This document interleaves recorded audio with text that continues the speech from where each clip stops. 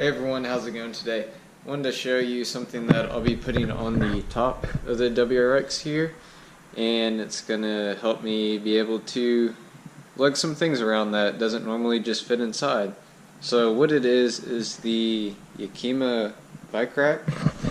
So I have the front. I bought this someone through our card club for a decent price here, but it has the fairing on the front, rails, and then for the WRX, the 15 through the 17, it actually just has a clip style. So let me show you here. Basically, just lift the latch up and then push down, and as you push down, it slowly starts to secure. So I'm going to show you different steps and just my thoughts and ideas on how to install it, as well as once it is installed. And once the rails are on here, I'm also kind of test fit to make sure everything's good. Have a rack for my bike. I'm going to just try it out, see what it looks like, and see how it works. In the future, if this all turns out really well, I'll be buying probably an actual snowboard rack, or maybe some other just kind of odds and ends stuff to throw on and be able to actually have the car a little bit more usable for taking stuff around or picking up things that don't fit inside of it. Well, I guess we'll get to it. For anyone that's buying this product new, you're going to probably see how pretty simple just to slide it on.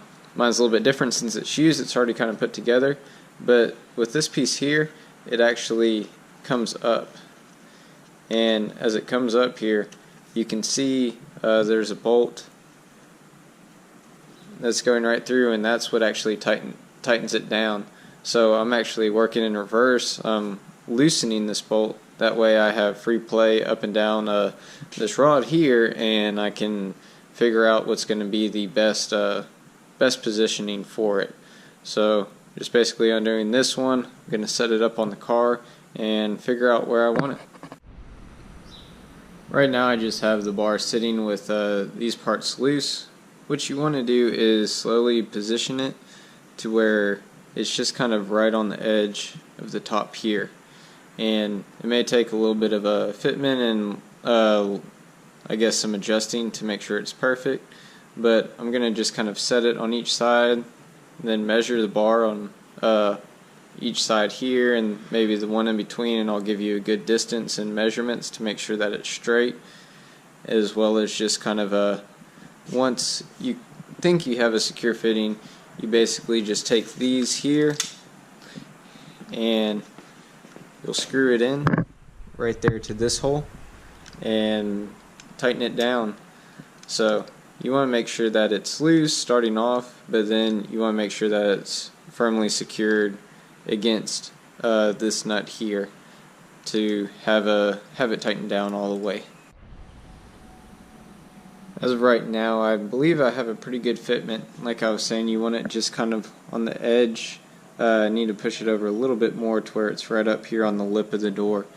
But right here, I measured 7 inches, and right there is 7 inches, and just want to align this part directly up with that so it can actually go a little bit more over to line up. I measured right here on both sides, and it was just barely over 5.5 inches on both. So I know that the bar is pretty centered, because I think it would look silly if you had like one end sticking out further than the other side. So 5.5 inches here. I'm going to put the clips in and see if I can get it tightened down well. It's just part of playing with it. I am going to put some tape around here. That way, as I'm moving and adjusting, I'm not scratching the paint. As well as it may be a good idea to buy some clear later and put it on underneath there where it's not noticeable until, well, it's not noticeable, and it's going to protect your paint in the future every time you put that clamp on there. They do come with a little bit of coating on it, but the coating isn't the best. Alright, so I got it installed. Like I said, about 5.5 inches here is really good, and then 7 inches back. You can see it. The lip may not be like the best on securing, but I'll get to it here in a second. Whenever you tighten these down, it actually you you can tighten it down all the way to begin with, but then you can slowly just kind of loosen it to create pressure, and you can play and just do what you feel comfortable with, whether you want this kind of extended back more so you have this down all the way to secure it.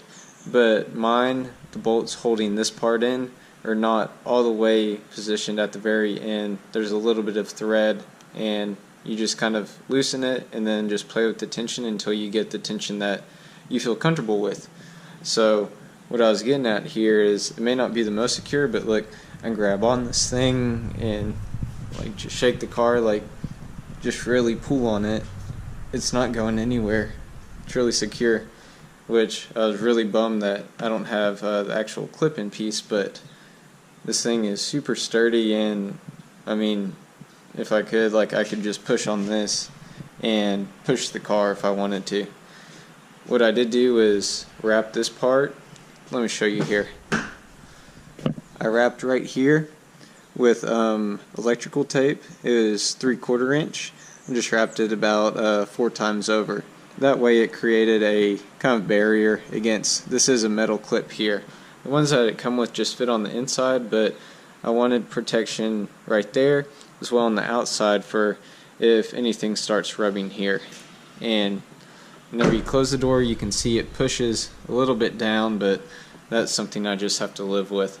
So as of right now, I'm just going to play with this fairing piece and get that on, as well as it does come with I guess little pieces to secure it if it bumps the car.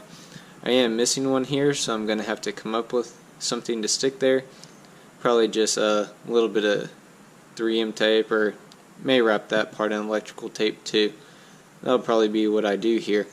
But we'll stick this on, get it adjusted, and I'll show you what it looks like with the fairing on. I finally got the roof rack all done here. Basically the back, I measured from right here to right here. That's 31 inches. And then with these, this gap here is actually 6.5. So 5.5 in the front, then I guess the body kind of slims down, so it's 6.5 here in the back. With the roof rack, it's just got some secures underneath. It holds really well, which I'm really surprised at how tight everything holds together. And just a tip, like whenever you're if your rack secures underneath, you can just roll up your window, actually sit in your car and screw everything on here. So I realized I could just open this visor up, and since it actually drops and goes in, I don't have to worry about any type of clearance issues. So I'm going to pull my car out now and show you what it looks like with the bike attached. Before I do that, I do want to show you this one I got here. Actually lifts up, so I have 3 different mounting points. So I wanted to get the most secure thing and show you what it looks like here in a second.